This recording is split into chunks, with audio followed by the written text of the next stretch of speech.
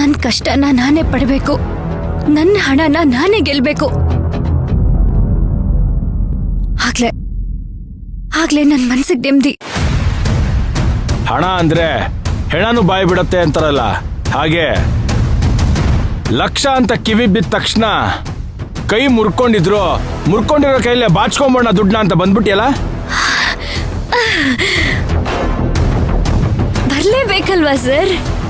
ಇಲ್ಲ ಅಂದ್ರೆ ನನ್ನ ಬೇಕು ಅಂತ ಬೀಳಂಗ್ ಮಾಡಿ ನನ್ನನ್ನ ಈ ಪರಿಸ್ಥಿತಿಗೆ ತಂದವ್ರಿಗೆ ಇಷ್ಟಕ್ಕೆಲ್ಲ ಈ ಮೈಲಾರ್ ಕೋಟೆ ಮೈನ ಹೆದ್ರೋಳಲ್ಲ ಅಂತ ತೋರ್ಸ್ಬೇಕಲ್ವಾ?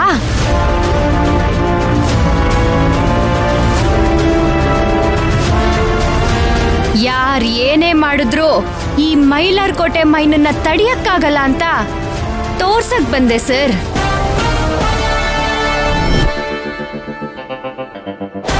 ನೀನೇನ್ ಬಟ್ಟೆ ಹೊಲಿಯಕ್ ಬಂದಿದ್ಯೋ ಇಲ್ಲ ಮುರ್ಕೊಂಡಿರೋ ಕೈನ ಜೋಡಿಸ್ಕೊಳಕ್ ಬಂದಿದ್ಯೋ? ಎಲ್ಲಿ ಸೋತೋಗ್ಬಿಡ್ತೀನೋ ಅಂತ ಭಯ ಪಟ್ಟು ನೀನೇ ಕೈಕಾಲು ಮುರ್ಕೊಂಡಿರೋ ಹಾಗೆ ನಾಟಕ ಮಾಡ್ಬಿಟ್ರೆ ನಾವು ನಂಬಿಡ್ಬೇಕಾ? ಸರ್,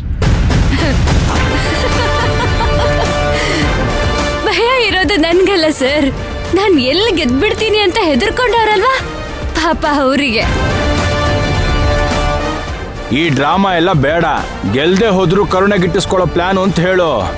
ಸರ್, ಯಾಕೆ ಸರ್ ಯಾವಾಗ್ಲೂ ಕೊಂಕ್ ಮಾತಾಡ್ತಾ ಇರ್ತೀರಾ? ಬಿಡಿ ಸರ್, ಕೆಲ್ಸಕ್ಕೆ ಟೈಮ್ ಆಗ್ತಿದೆ ತಾನೆ. ಮಾಡಿ ಈ ಮುರ್ಕೊಂಡಿರೋ ಕೈಯಲ್ಲಿ ಅದೇನ್ ದಬ್ಬಾಕ್ಬಿಡ್ತಾಳೆ ಅಂತ ನಾನು ನೋಡ್ತೀನಿ. ಈ ಧ್ರುವ, ಇವ್ ಹಿಂಗ ಬಾಯಿಗೆ ಬಂದಂಗ್ ಮಾತಾಡ್ತಾ ಇರ್ಲಿ. ಈ ಬಾಣ್ಲಿ ತಲೆ ಕೂದ್ಲ ಹಾಕಿ ಸೂಜಿದಾರ ಹಾಕಿ ಹೊಲ್ದ ಬಿಡ್ತಾನೆ ನೋಡು. ಮಾಮ ಅವ್ರೆ, ಬನ್ನಿ ಹೋಗೋಣ. ಒಂದ್ ನಿಮಿಷ ಧ್ರುವ ಅವ್ರೆ.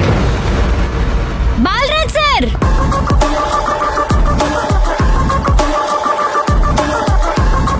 ನಾನ್ ಸೋಲ್ಬೇಕು ಅಂತ ನೀವ್ ಇಷ್ಟೊಂದು ಆಸೆ ಪಡ್ತಿದ್ದೀರಲ್ವಾ?